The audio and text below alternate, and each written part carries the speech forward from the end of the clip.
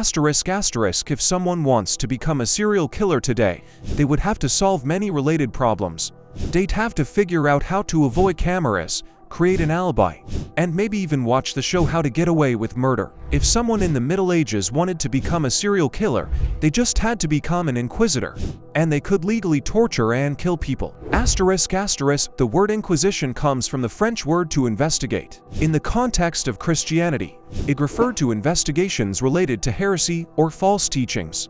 It has existed as long as Christianity itself. Initially, it fought against those who falsely claimed their teachings as true. At first, church fathers simply corrected those who misunderstood something. But soon, this was not enough. The famous book Against Heresies was written in 180 AD in response to the emergence of Gnosticism. This was necessary because it was difficult to convert those who heard multiple versions of the same doctrine or sought their own path to God. The methods were initially gentle, such as condemnation or expulsion from the community for a confused priest. They were also chaotic. This sphere gained structure and consistency when Christianity became the official religion of Rome. Consequently, it had to be regulated, like everything else in the state. Secular authorities began to share the interests of the spiritual. The separation into parallel branches occurred in the Middle Ages. As heresy spread, the church began conducting its own trials. Increased activity of the Inquisition led to increased power of the church. Judges had to uphold the authority of religious power. Therefore, appointments were given only to those with impeccable reputations, virtue, wisdom, and the title of Master of Theology. These were the most educated and respected people in Europe at the time. They modified the collection of evidence and the conduct of trials, which also influenced secular law. Initially, church officials did not assign punishments, but only determined the guilt of a person. Those who repented were released. The others were handed over to secular authorities. The first major inquisition appeared in France in 1184. At this time, the heresy of the Cathars was spreading. This can be considered a forced measure, as the Cathars considered the material world to be evil. They performed ritual suicides and rejected childbirth. At first, Catholics tried to persuade them to calm down. But when they continued their rebellions, a crusade was launched against them. It had more innocent victims than the Pope wanted, so the control of the Inquisition partially passed to secular authorities. All these events made the creation of the Spanish Inquisition and its ideological leader possible. The most famous inquisitor, without a doubt, is Tomás de Torquemada. He is the one who stained the Spanish church with the label of being the most abnormal and religiously fanatical. The man who initiated the mass expulsion of Jews, whose decrees burned thousands of people, who began the persecution of everyone by everyone for the next 300 years. So who was he? And who gave him the power to do all this? Tomás was born in 1420 in Old Castile, in what is now Spain. Torquemada's ancestors were Jews, but later converted to Catholicism. Such people were called conversos or converts. His family was quite noble. His uncle had an excellent church career in Rome. Tomás himself also quickly advanced up the career ladder. Besides his relatives, the young man's personal qualities contributed to his rise. On the one hand, he was extremely religious, adhered to asceticism, did not eat meat, wore the same old clothes, and slept on bare boards. He was known for his piety and humility. On the other hand, he was very educated and eager to gain new knowledge. Until he was 39, his life revolved around religion. He studied and practiced it. Later, he was appointed prior of the Dominican monastery in Segovia. He led a small parish and lived a quiet life. He had a reputation as an energetic and fearless preacher of the word and strict discipline. His demanding nature towards others was supported by his demanding nature towards himself. Perhaps this is a situation where a person's thinking becomes so narrow that they can no longer perceive the world apart from their fixed idea. Major changes in his monotonous life occurred in 1470. Let us recall the political background of this story.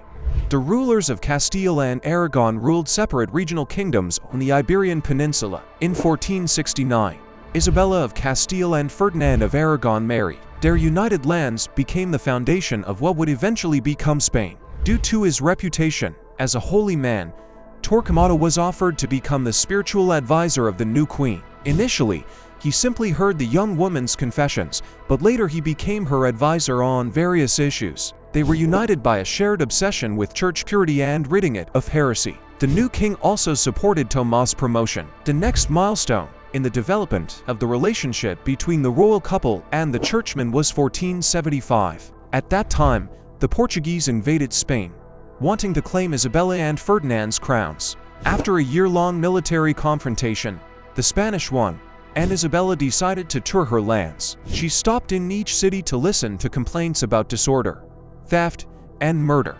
Inspired by the desire to solve these problems as quickly as possible, she ordered the speeding up of trials and the execution of all accused. Having dealt with crimes against the law, the Queen decided to just as cold-bloodedly solve the problem of crimes against God's law.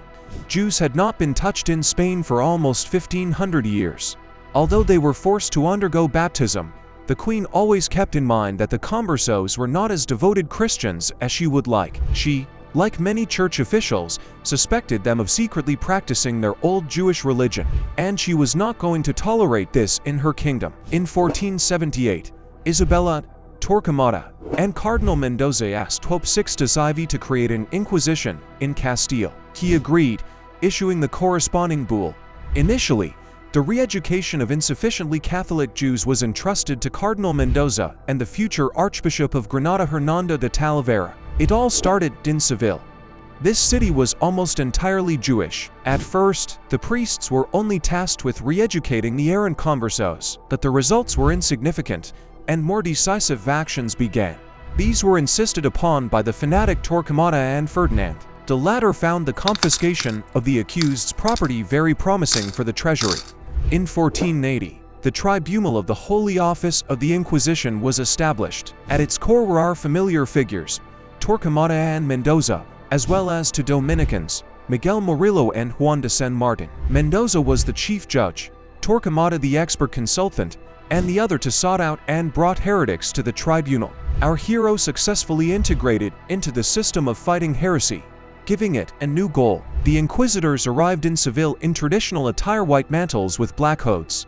As a result, 4,000 people immediately fled the city. And they did the right thing, because in February 1481, the first group of people was burned.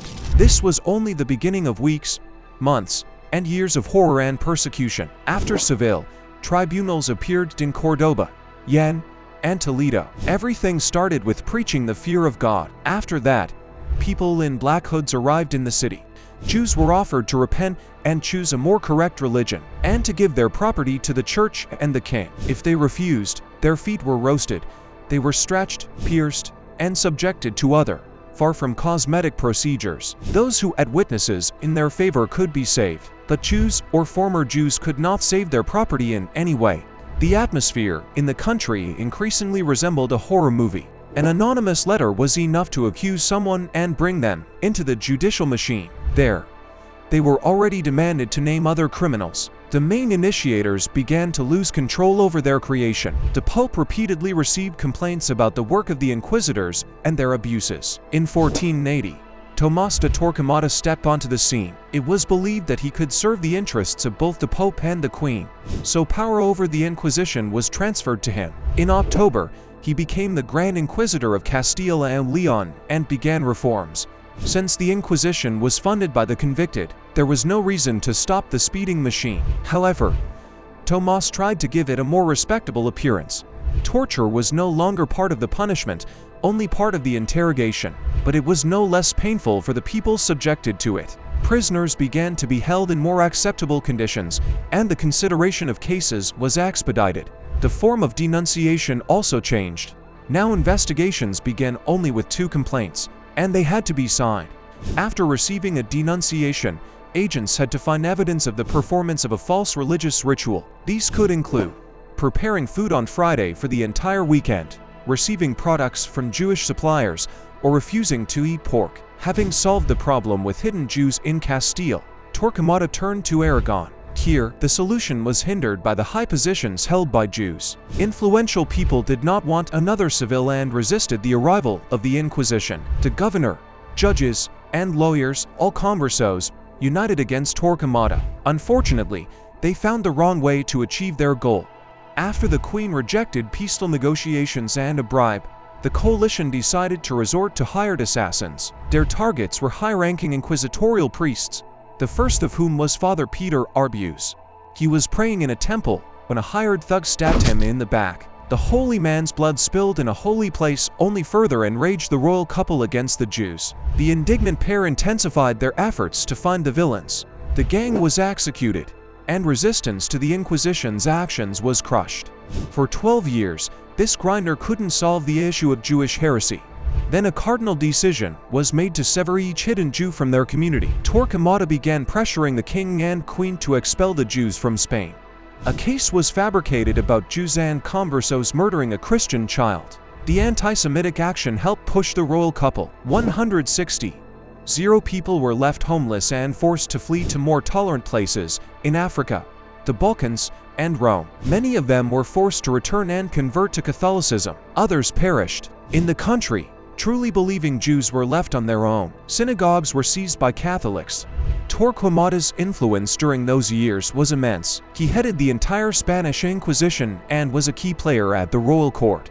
By 1494, Torquemada was 74 and his health was failing. Initially, assistants were appointed for the Grand Inquisitor, and later his successor, Diego de Deza, was announced. The king and queen gifted Tomás a Jewish cemetery in Avila, so their favorite could establish his monastery there. A burial place for those you killed is a strange final refuge. Despite standardizing the work of inquisitors and some improvements in the lives of prisoners, it was Torquemada who stood at the origins of the horrors committed by the inquisitors, both practically, as the head of the Inquisition, and ideologically, as the Queen's confessor and advisor. The number of his victims varies from study to study, but even his most devoted fans do not cite figures below 2,000 burned alive people. Those who do not mince words talk about 800 burned alive, 500 burned already strangled, 27,000 subjected to torture. To the direct victims should be added the indirect harm. Many Jews died trying to flee Spain. They perished en route. They died on ships where the crew robbed and killed those seeking refuge. The heightened hatred of Jews led to their expulsion from Portugal, seeing an opportunity for career growth in mass hysteria. By 1480, Heiner Kramer wrote his Malleus Maleficarum, and the same Inquisition began persecuting another enemy worldwide. The use of religion for political purposes so pleased Ferdinand that he decided to repeat this trick again with the Moors. The Inquisition under Deza spread to all Spanish possessions, Naples, the Spanish Netherlands, and Spanish territories in America. It became one of the worst examples of inhumanity. Of course, it is difficult to pinpoint an individual's responsibility for something so vast and prolonged. It is hard to assess the influence of one church servant where royal figures and big money are involved.